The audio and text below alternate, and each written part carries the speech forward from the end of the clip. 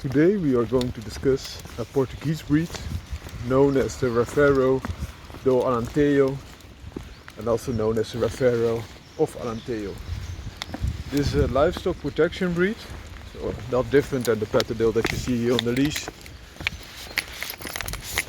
and is of formidable size. Height the withers can be over 70 centimeters and weight can be upwards of 50 kilograms.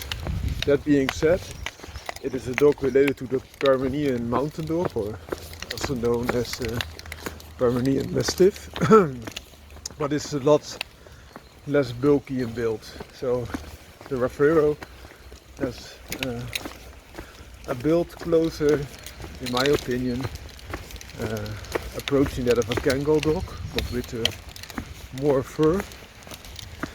In this time and age, the Rafeiro has it hard.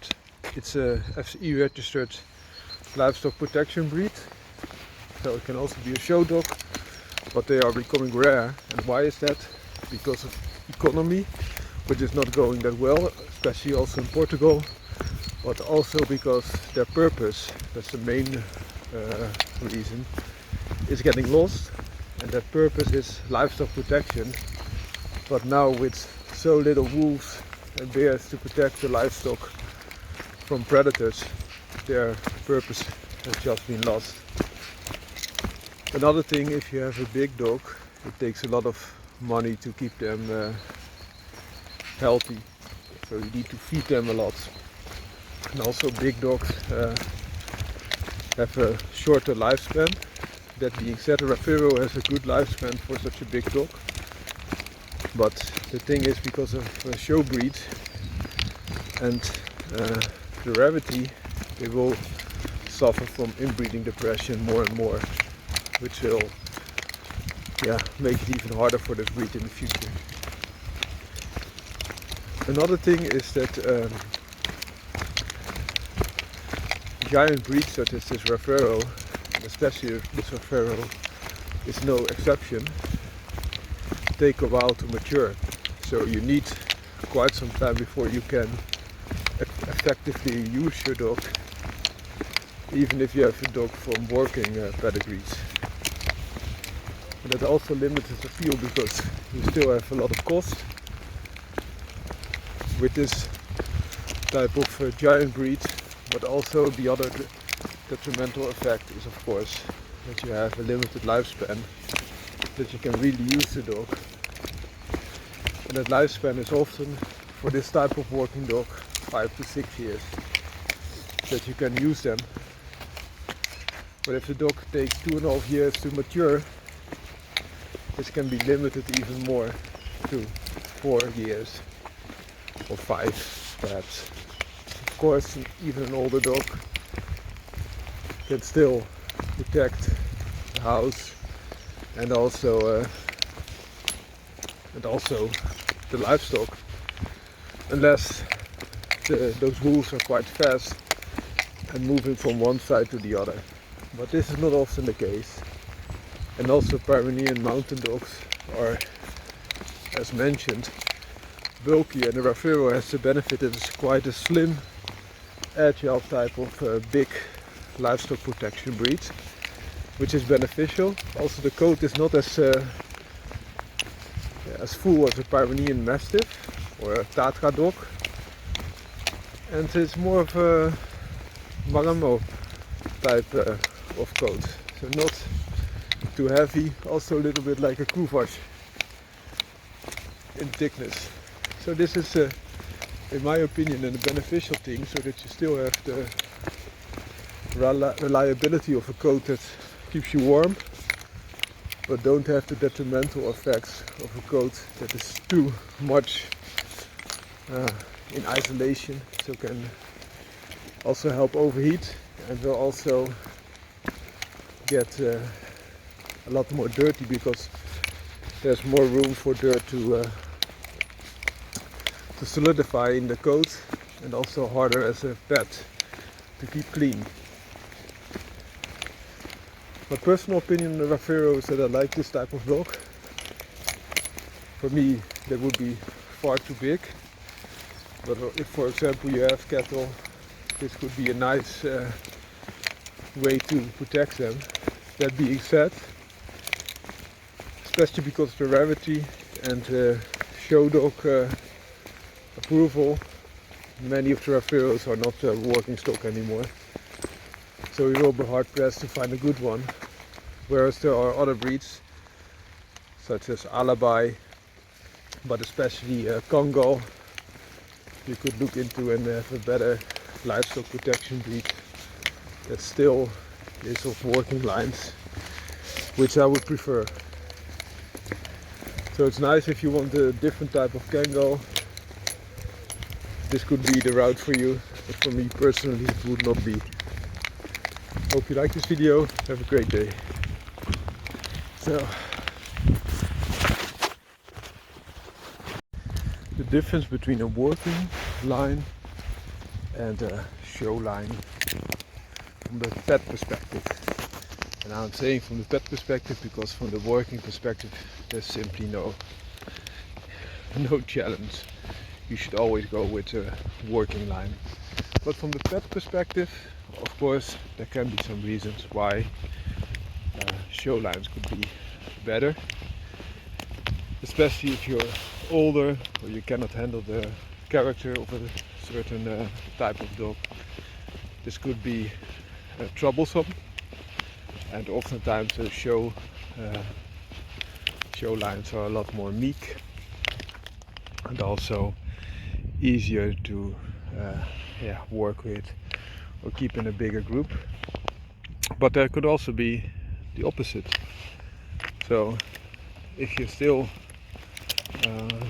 want a very easy going dog, it could also be that a show line type of dog has less predictable character.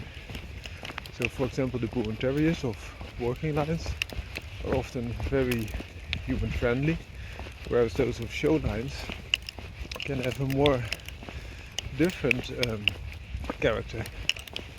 So where a working Bull Terrier will be there from a place of confidence, a show Bull Terrier could be there from a different place, sometimes being very meek and easy going, but sometimes also that much different that they come from a place of fear. And fear is a lot less reliable than dominance, of course. Another thing is, if you still need some of the working capabilities, you might have to get 2 or 3 or 4 showbred dogs of a certain type instead of one working one, because there could be so much difference in character and also drive to do the work that you want them to do. So for example, if you need a guarding dog and you get one from performance lines, one guardian dog of performance lines could outshine 4 of show lines. So there are different things, of course, in a guardian dog. It's also that they propose a barrier function, and of course 4 can be a lot more barrier than 1. But if they are easily to be scared or not bothering at all at protecting the property, what good are they? Another point, and that's purely going to the side of working lines. Working line dogs are often a lot more healthy, because they have to be. If they're not able to work, they are not bred, and if they are unhealthy, they are very oftentimes not able to work. Whereas a show line dog often only needs to look pretty. Also, there are quite a few working lines that get away with quite a lot of inbreeding, whereas in show dogs the inbreeding can be even higher or lower, depends on the program they use, but they have a lot more health issues. And the health testing is managing, it's balancing out the inbreeding depression that could arise. And the benefit of that inbreeding is that you get a dog that's a lot more predictable in outcome character, but also build. And oftentimes also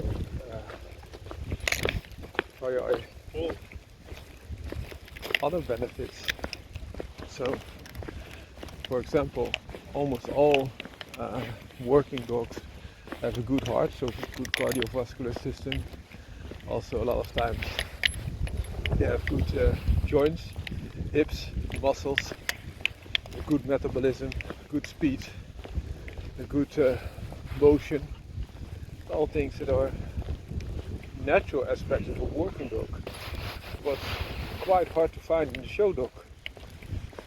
So those are extreme benefits, and in my opinion, very often time, even in a family setting, a working dog would be the better choice. There could be some examples of so, or exceptions in this case.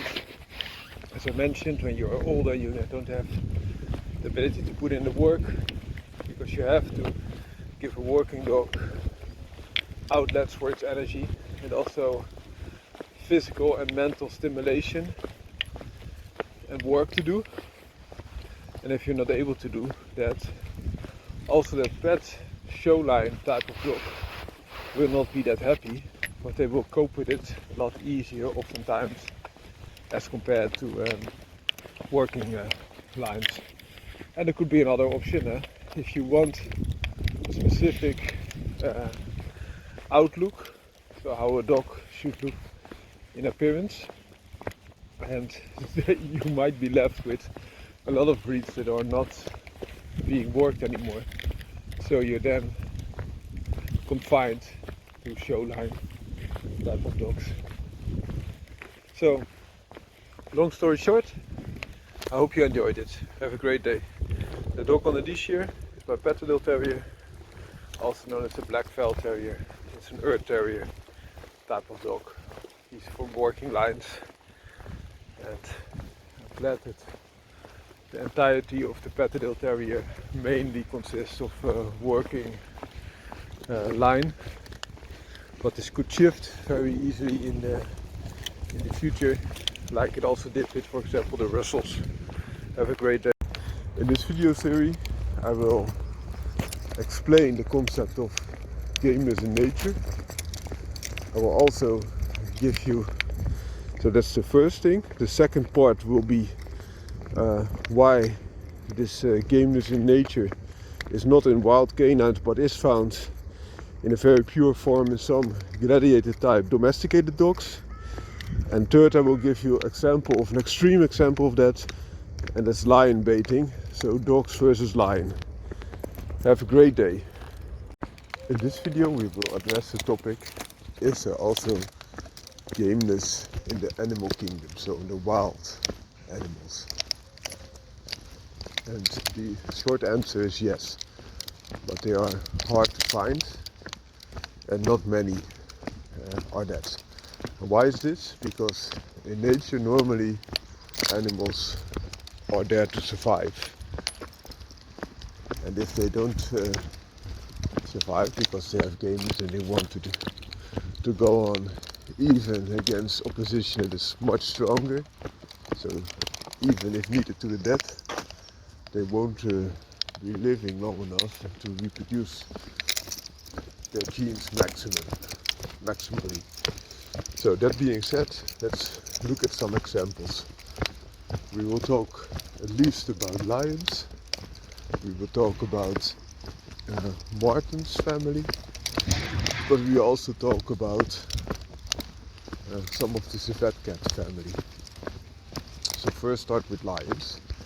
In the animal kingdom, the male lions are those that have that gameness attribute. And why?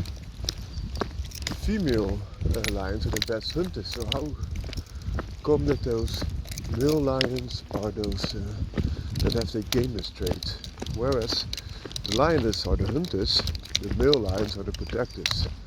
So especially if other male lions come and try to take over this group of lions, and oftentimes they also kill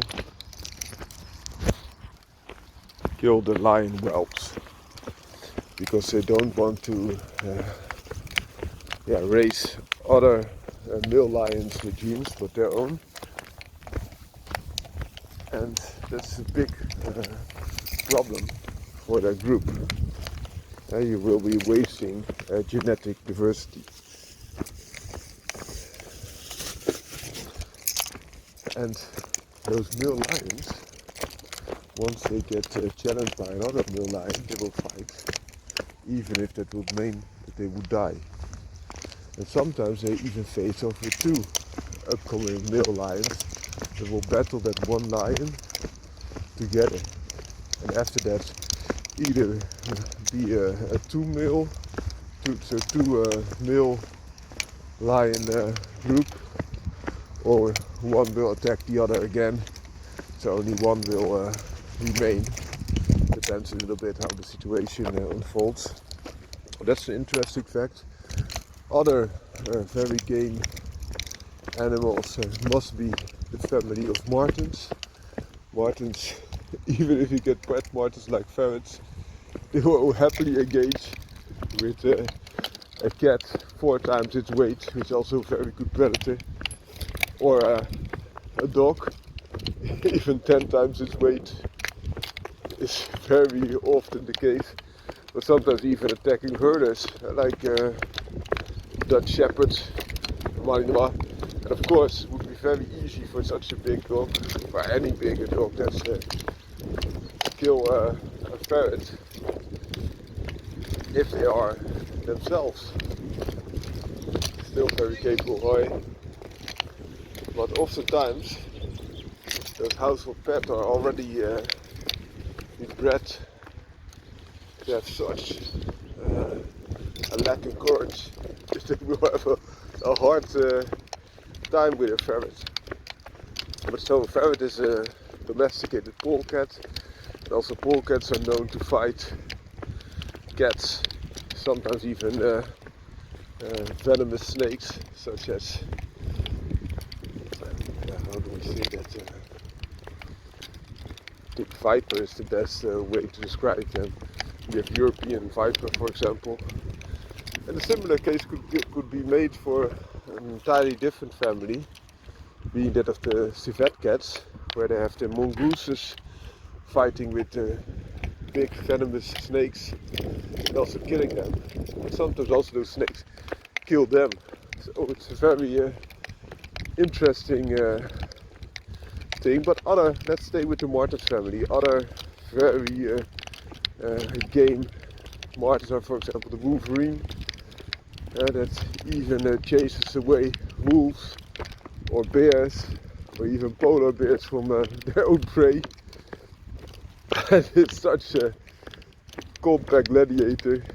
Other examples are river otters or other otters that even fight and kill small crocodiles, caimans, or also snakes, even small anacondas have been killed by them. Other examples are the meager weasel, who can be like 50 to 100 grams and killing rabbits more than 20 times its weight. And a rabbit is still just a prey, but they will also engage very hard with each other. They will engage rats, and rats are quite capable of killing animals, including their own. For the size, they are quite big, and they will engage a bigger rat and kill it. They are really good, feisty little buggers. And you have a little bit bigger, the ermine, similar traits, polecats already mentioned. But also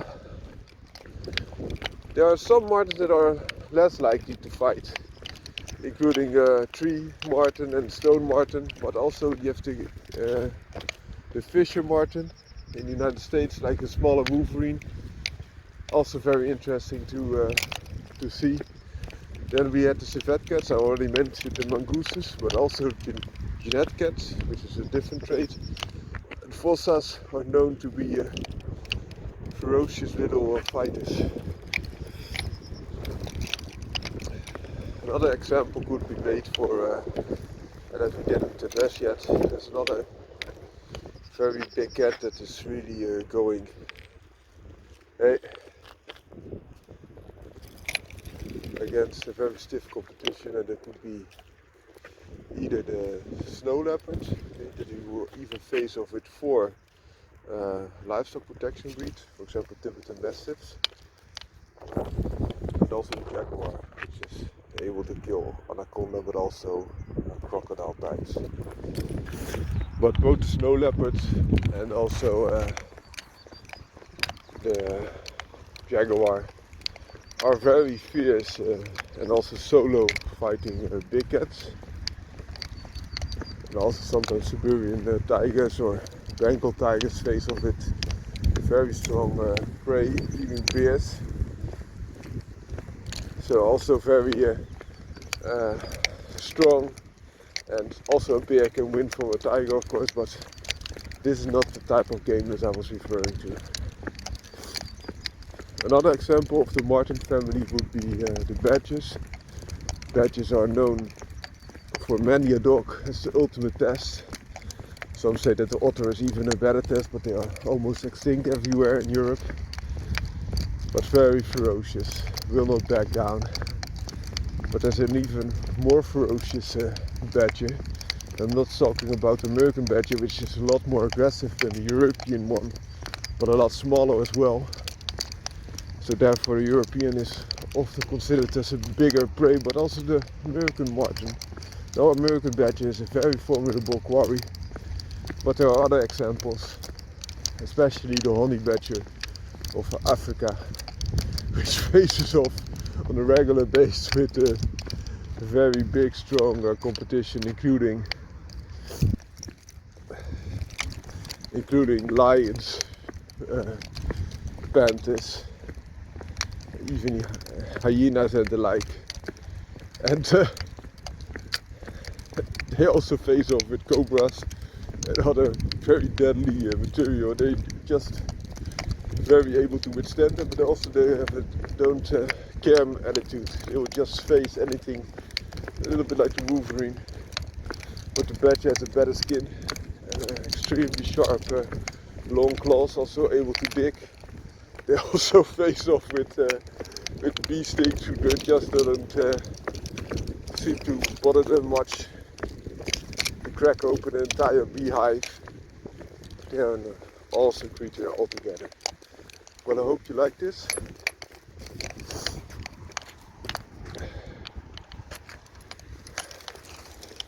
I hope you like this video. I'm going to give you also a little bit more of insight that gameness can be a trait also found in nature. And why could be a big question. In case of lions it would be easier to explain. If that lion loses his pride, then he will be in big trouble, because he's already old, and it would be very unlikely that he would be overthrowing another male lion from its pride. So he has to hunt for himself and often die.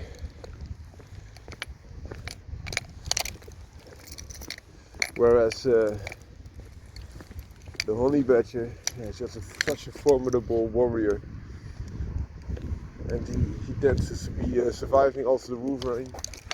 Many of other big creatures will just move away when they see the wolverine, because they already know how much of a warrior they are. Same with honey badger, but it's quite hard to understand why they pick such a formidable quarry. Perhaps because others don't, and they just fill the niche, but it's interesting to conceptualize a little bit more. In an earlier video we discussed gameness in nature, and we gave examples of creatures that can also be game in nature. So gameness is the ability and the willingness to go on even if odds are stacked against you. An example would be the honey badger that will face off with a leopard or a big baboon or a lion. And other examples are male lions that defend their pride against other male lions, even till the death. And multiple examples were mentioned, including also wolverine and, for example, mongooses, or mongooses, so to speak, fighting with king cobras, etc. But that being said, we didn't include canine members in this overview. So canine members like, for example, the fox, or the wolf, or jackal, or coyotes, etc. And that is there's a reason for that, because canines are very brave and also able to take down big quarries, but they work very often in a group. And for example, solo hunting canines such as foxes oftentimes don't take down a big quarry. And then you might say, yeah, I know a fox that has killed a lamb, or killed a baby deer, or killed a baby hawk. Yeah, sure, and they do that. And that's still a big prey for a fox. But the same size, this Petticoat terrier would face off even with an adult hawk. Not win, mind you, but it's a different kind of bravery. So how come that in nature, where they have to fight to survive and also have a very harsh life, this Gameness is not found in the canine family, whereas captivity, domestication, so you will, some members of the canine family are one of the gamest animals there are, and especially those that were bred for the gladiator roles, being in the earth. The terrier is working formidable quarry like a badger, sometimes above ground against the hawk that I mentioned, but especially those bred for the pit. There were dogs that would go on and continue against other dogs, even if they were ripped to pieces, and still be friendly to the handlers, but also dogs that would face off with lions, and everything they threw at them.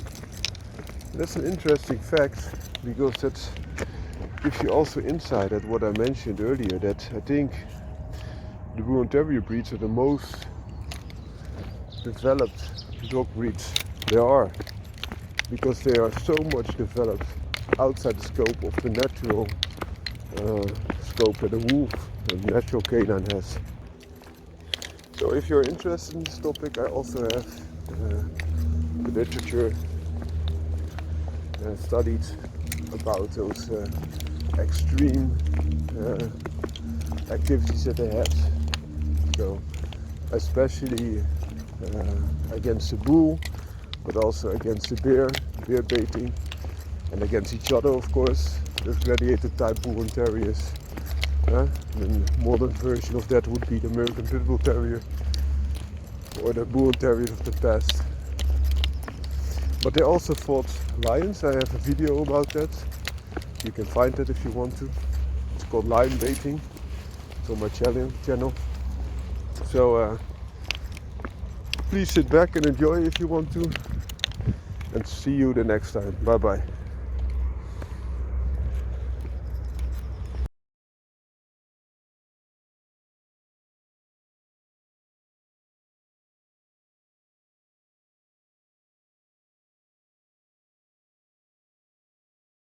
So in this video we are going to talk about lion baiting. This is an old blood sport where they use dogs to combat lions. And two lions are most proficiently described. And one was Nero and the other Wallace. And they are both big lions, whereas Wallace was a smaller one born in captivity, and Nero was a bigger one. But not born in captivity. about this lion baiting, I showed you some pictures. Well, I will show you some pictures in a video. They normally had dogs against these lions that had a chance, so to say, or a little bit of chance. But very oftentimes, those lion baiting contests was a means to show the superiority of the rulers over the common people. So, as you might know, the lion is also known as the king of the jungle or king of all animals. And those kings also want to show how superior they were, and also that they were not even really attempting to fight. Such things were often placed upon the lion, also being majestic and very brave. And lions are very brave, especially male lions. They're one of the only animals that are known to be game as compared to a game dog.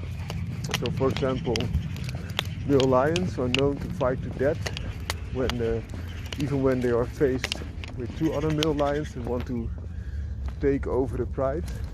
So one male lion is the alpha of the pride normally, and oftentimes upcoming lions they work together.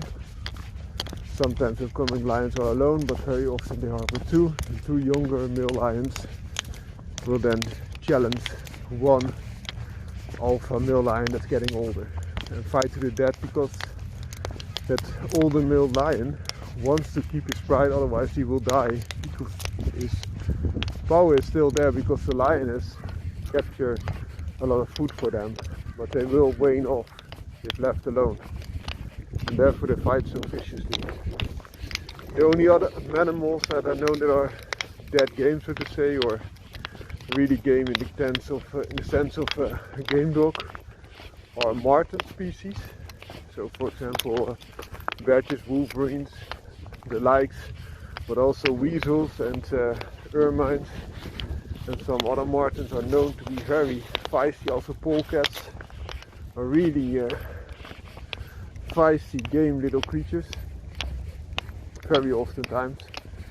But back to the lion baiting, so oftentimes they use big mastiffs, and because in dog worlds a mastiff is a big powerful dog, of course, but they were not so good as compared to the bull and terriers, which are the true gladiators, modern incarnations, and they were also used to fight bulls or bears, and those were let loose against a lion.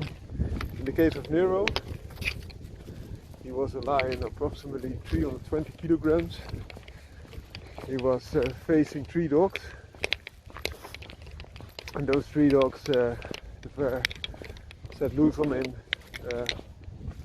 all had to wane off, but their average weight was 18 kilograms, and one was a really thoroughbred, game-bred bull and terrier, and he was 60 kilograms, and the other two already were mauled very hard, and only this Turk purebred game-bred bull and terrier kept going on, and he was 60 kilograms, as I mentioned, so 20 times smaller than that big Nero lion. And now you might say 320 kilograms is very big for a lion, cannot be done, but in the past lions were a lot bigger than they are now, because of being hunted by men.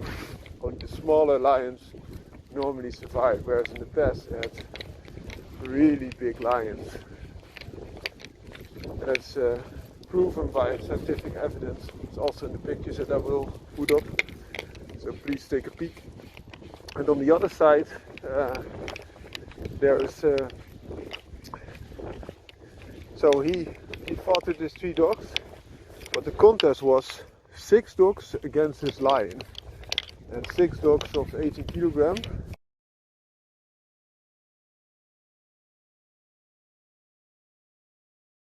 Six times 80 kilograms on average would be 180 kilograms, and that's like almost 1/3 of the weight of the 320 kilogram lion. So the lion would be, if those 6 dogs are facing him at one time, still almost 3 times as heavy as those 6 dogs combined. But he wasn't facing them all 6 together, he was facing them in sets of 3 at a time. So that would be almost 6 times as heavy as the opponents at that certain time point. So you can imagine that the dogs had very heavy, but the third dog that already came out of a match was still healing from its last match against a bigger dog that he was able to kill. Already had a swollen head and damage to its head before it faced the lion. And those 3 dogs stayed with the lion for 11 minutes. And the third dog died afterwards from its injuries.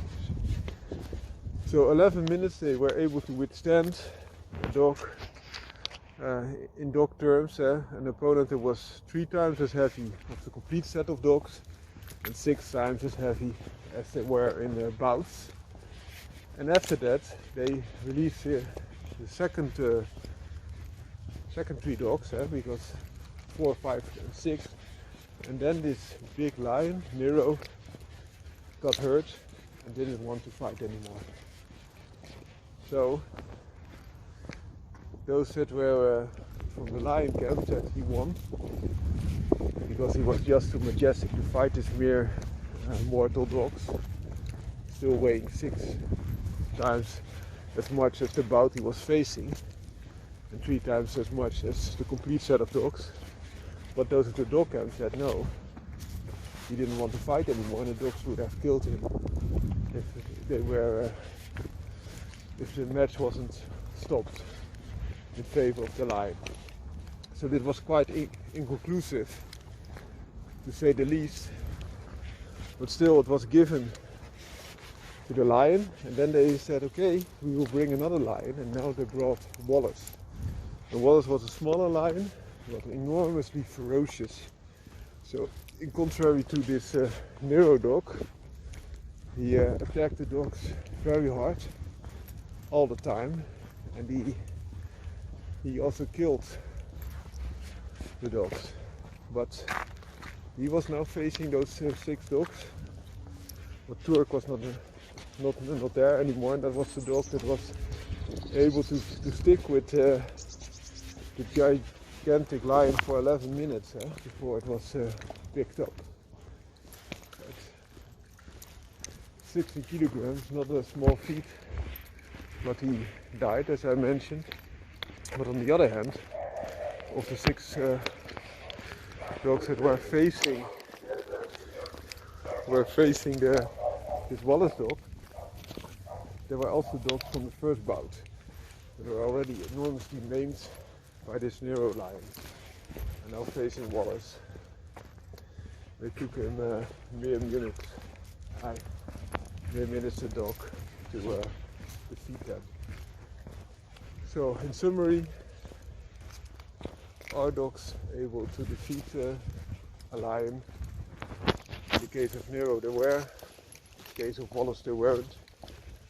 Although I must say that the dogs that were facing Nero, some already had injuries.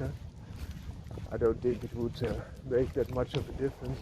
But 4, 5 and 6 of the first bout were able to close the deal.